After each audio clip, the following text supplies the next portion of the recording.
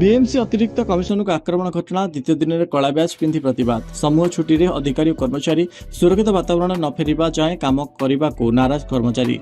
BMC mayor अध्यक्षतार बुधवार बसला गुरुत्वपूर्ण बैठक। स्टैंडिंग कमिटी अध्यक्ष समेत स्मार्ट सिटी अधिकारी थिले उपस्थित। बीएमसी ऑफिस रे सीसीटीवी काम करनथिबा नै होइथिला अभियोग। सेबरी ढिला सुरक्षा व्यवस्था नै सुरक्षा एजेंसी को दोष दैछन्ति अधिकारी और कर्मचारी। तेणे स्मार्ट सिटी अधीन बीएमसी ऑफिस भीतर को सीसीटीवी निज नियंत्रण को नहीं बीएमसी।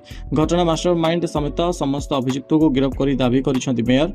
तेणे माड़ घटना पर बदलिछि सिक्यूरिटी व्यवस्था। एणिकी गनमैन जगिबे बीएमसी ऑफिस। भुवनेश्वर महानगर निगम में 2 दिन है कार्य बंद रही चली केवल परिमल काम।